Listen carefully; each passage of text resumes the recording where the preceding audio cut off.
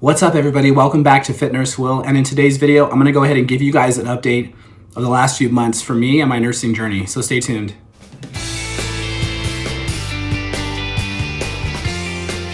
First off, let's start with the end of last year. I graduated, I finished my preceptorship, and it went great. So just a little advice from me to you if you're about to start your preceptorship or you are in it right now. Ask if you can see any bedside procedures, even if it's not your nurse. Ask if you can help any other nurse. Let's say there's a heart stick and that nurse, they can't get it. Maybe ask your nurse, hey, do you mind if I go try? Who knows, you might get it. I know that's what I did. There was a nurse who couldn't get a heart stick on an elderly patient.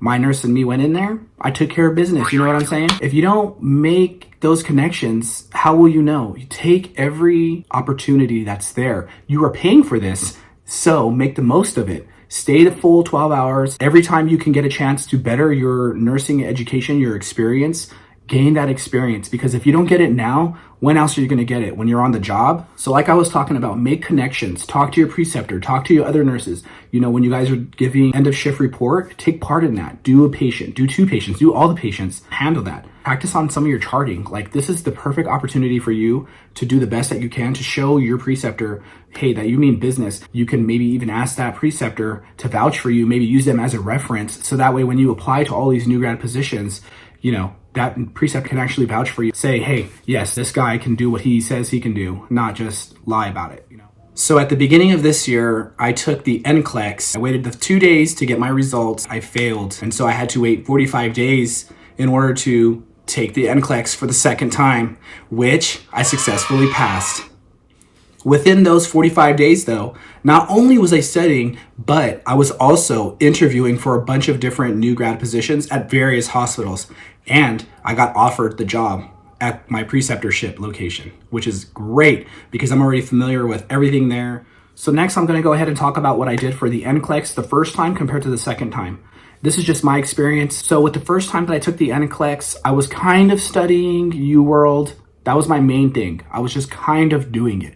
And then, you know, the week before I hit it hard, the 2 weeks before I hit it hard, and I was just doing it all day from sun up to sundown, just studying all day, doing UWorld questions, and I was grinding them out. I took the UWorld predictor exam. So at the time I took one and it said I had a low chance of passing. And then I took the second one and it said I had a borderline passing chance. If you're not familiar with UWorld, it goes low, borderline, high, and very high.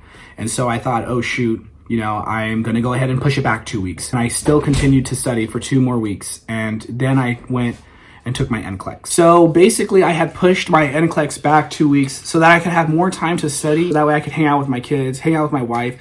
I just didn't want to have studying for the NCLEX consume my entire life, you know? And some of you guys are out there are gonna have families or jobs and you can't just do studying for NCLEX, you know, do UWorld questions all day long. It's not realistic. While I was taking the NCLEX, I took 2 breaks. I felt good. After the NCLEX, I felt like $1 million. I thought, oh yeah, I'm gonna pass this. I had 146 questions. You're probably thinking, it's only 145. How did you get 146?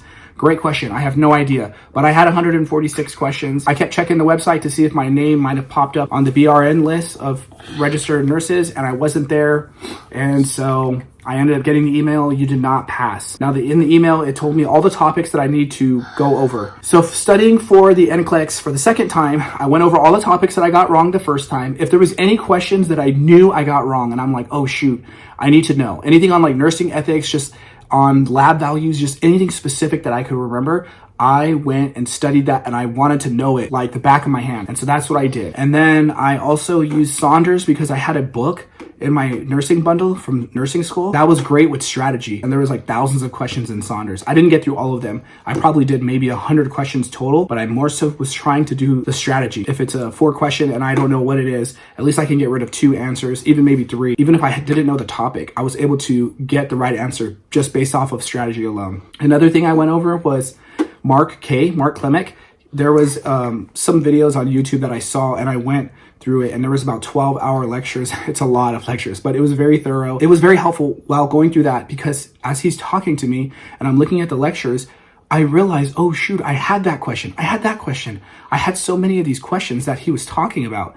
And I just kept thinking to myself, oh man, there's like 7 or 8. If I would have just watched these videos like thoroughly all the way through, not because I did just watch the first one, but if I would have watched all 12 of them, I probably would have got at least 8 more questions right from the exam. As I was taking the NCLEX for the second time, every other question, I kid you not, was a SATA question. I got like a normal question, SATA, SATA, normal SATA, all the way through the whole exam, all 145 questions. After the exam, I felt defeated. A couple days went by and my quick results were available on the Pearson website. And so I purchased those and it said I passed. There you have it. That's how I studied differently for the second time compared to the first time. So I applied for jobs, new grad positions at different hospitals, and I didn't want to work like in a skilled nursing facility. I didn't want to work in like a Botox clinic. I want to work in a hospital, specifically the emergency department.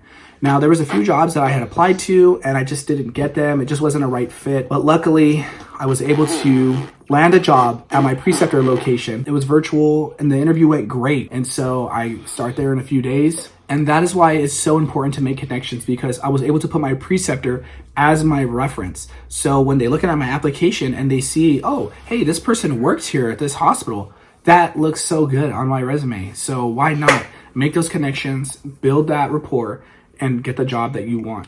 So there's 2 more categories I want to go over. Next is school. So I am continuing my education and I am taking 2 classes right now for my master's in nursing. One of them is an education class and then the other one is a spiritual class required for my core classes for my master's for family nurse practitioner. And so those are both going well and it's part-time. It's not nearly as accelerated as the first half for my bachelor degree. So it's nice. I'm still progressing towards my goal. The goal is to be a nurse practitioner. So the last thing I want to talk about here is my kids and my wife. You want to say hi? Say hi. Okay, he's being shy right now. So this is one of my children, one of my sons. Now say hi. Okay, say hi. Hi. All right. So yeah, he got a haircut, and I think the last video Micah was in, he had long hair. So life has just been moving on with us. I have my other 2 kids in Muay Thai and Jiu-Jitsu, and this little guy. And William Noah haircut. Yeah, William and Noah get haircuts all the time. And Giovanni, he's starting to sit up and kind of roll around. And so life is just moving on. And the good thing about nursing, obviously, is, we only work 3 days a week. So the other 4 days, I can hang out. I can make YouTube videos. I can, Micah likes to help create content. I can hang out with the kids, play around with the dog. It's just nice being able to have all this extra time on my hands. So overall, this is just a video to get you guys updated with everything. I'm going to not be studying for the NCLEX anymore, so I'm going to be able to make content. Do you want to say bye to them? Yes, bye. All right, this is it for this video. I hope you like and subscribe, and stay tuned for more nursing content.